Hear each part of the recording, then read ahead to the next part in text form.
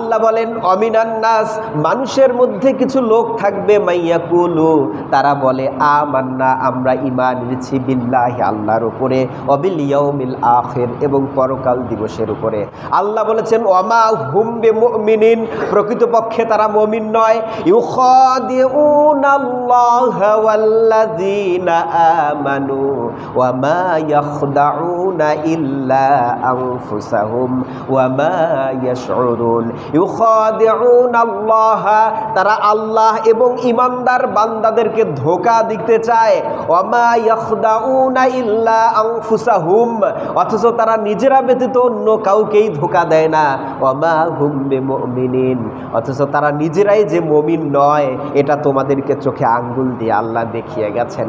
সুতরাং বোঝা যাচ্ছে দুনিয়ার বুকে আমরা নিজেরা নিজেদেরকে যতটা ঈমান, এই যে কোরআনুল কারিম থেকে আমি আপনাদেরকে জানিয়ে দিব, এই কোরআনুল কারিম আজকের এই বাইতুল আমান জামে মসজিদের ইমাম সাহেবের হাতে একরকম, আর আপনার বাসায় কোরআনুল কারিম আরেক রকম। বিষয়টা কি এরকম নাকি?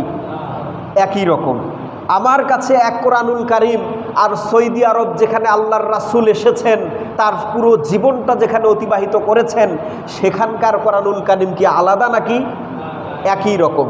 অর্থাৎ পৃথিবীর এক প্রান্ত থেকে অন্য প্রান্তে কোরআনুল কারিমের কোনো পরিবর্তন, সংযোজন, বিয়োজন এবং সংশোধন হয় নাই। এই বাংলাদেশ সৃষ্টি হয়েছে 1971 সালের 16ই ডিসেম্বর। তখন থেকে আজ পর্যন্ত এই বাংলাদেশ পরিচালনার জন্য যে সংবিধান রয়েছে, কনস্টিটিউশন, সেটা সংশোধন হয়েছে এ পর্যন্ত মোট 17 বার। আর এই কোরআনুল কারিম অবতীর্ণ হয়েছে আজকে প্রায় 1400 বছর হয়ে গেল। বলেন তো এই কোরআনুল কারিম কয়বার সংশোধন হয়েছে? আল্লাহ সুবহানাহু ওয়া তাআলা বলেছেন এই কোরআনুল কারিম আমি অবতীর্ণ করেছি, কিয়ামত পর্যন্ত এর সংরক্ষণের দায়িত্ব আমি আল্লাহ নিজে নিয়েছি। বলেন সুবহানাল্লাহ। তার মানে কিয়ামত পর্যন্ত এই কোরআনুল কারিম সংশোধনের কোনো প্রয়োজন আছে কি? সবাই বলুন, আছে? নাই। আল্লাহ রাব্বুল আলামিন তার নবী মুহাম্মদ সাল্লাল্লাহু আলাইহি ওয়াসাল্লামের মাধ্যমে জানিয়ে দিয়েছেন এই কোরআন আমি অবতীর্ণ করেছি।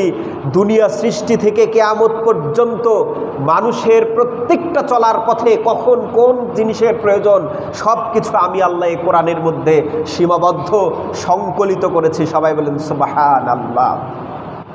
আমি আজকে আপনাদের সামনে পবিত্র কোরআনুল কারিমের 61 নম্বর সূরা, সূরা সফ এর 10 নম্বর আয়াত আপনাদের সামনে তেলাওয়াত করেছি।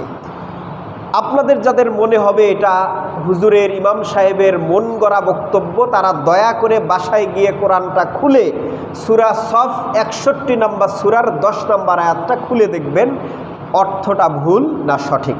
যদি সঠিক হয় আপনার জন্য মানাটা অত্যন্ত জরুরি, ফরজে আইন। আর কেউ যদি না মানে সে মুসলমান নয়, আর কেউ যদি অস্বীকার করে সে কাফির। সুতরাং আমরা যারা এখানে উপস্থিত রয়েছে আমরা মুসলমান না কাফির? বলতে হবে আমরা মুসলমান না কাফির?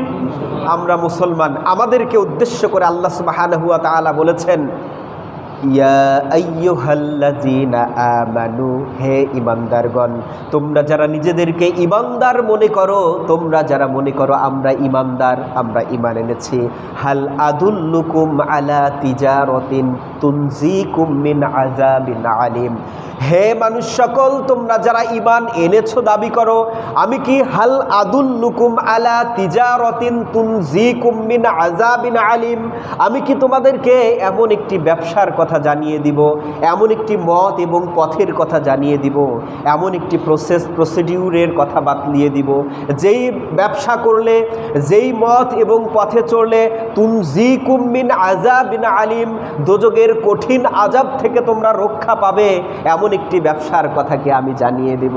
আল্লাহ সুবহানাহু ওয়া তাআলা আমাদেরকে লক্ষ্য করেই বলছেন। সুতরাং এই আয়াতটি দ্বারা পরিষ্কার বোঝা যায় আমাদের বর্তমান সময়ের মধ্যে আমাদের ঈমান আমলের যে অবস্থা, আমাদেরকেই লক্ষ্য করে আল্লাহ বলছেন আমি কি তোমাদেরকে এমন একটি ব্যবসা, এমন একটি মত পথের কথা জানিয়ে দিব।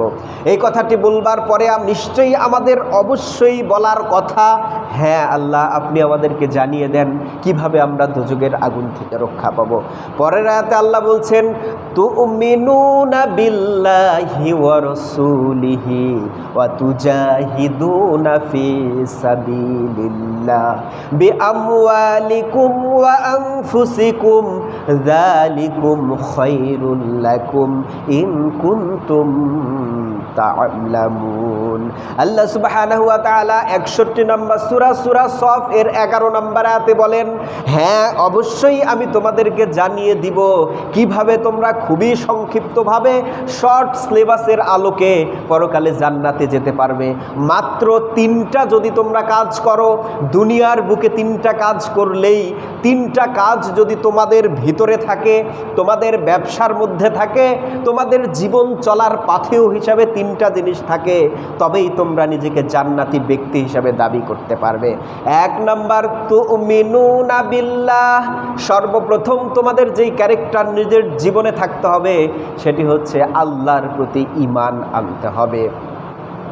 এখন প্রশ্ন হলো, আল্লাহ শুরুতেই কিন্তু আমাদেরকে বলেছেন ইয়া আইয়ুহাল্লাযীনা আমানু, হে ঈমানদারগণ, আমি কি তোমাদেরকে একটা ব্যবসার কথা জানিয়ে দিব? তার মানে শুরুতে আমাদেরকে ঈমানদার আখ্যায়িত করে আবার আল্লাহ বললেন 3টা গুণ তোমাদের মধ্যে থাকতে হবে, থাকলেই কেবল তোমরা পরকালে জান্নাতি এটা দাবি করতে পারবে। তার প্রথম এবং প্রধান গুণ হলো তুমিনুনা বিল্লাহ, আল্লাহর প্রতি ঈমান আনতে হবে। তার মানে আমরা নিজেকে ঈমানদার দাবি করলেও প্রকৃত অর্থে আমরা ঈমানদার নয়। এটা বলেছেন কে? আল্লাহ। কোথায় বলেছেন? কোরআনুল কারীম সূরা সফ 61 নম্বর সূরার 11 নম্বর আয়াত।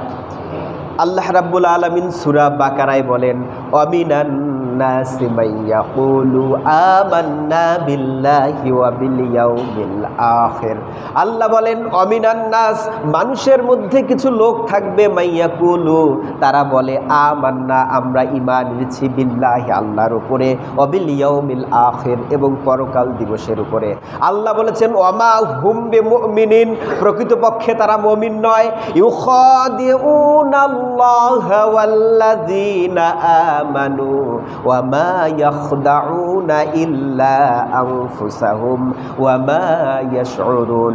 ইউখাদিউনাল্লাহা, তারা আল্লাহ এবং ঈমানদার বান্দাদেরকে ধোঁকা দিতে চায়।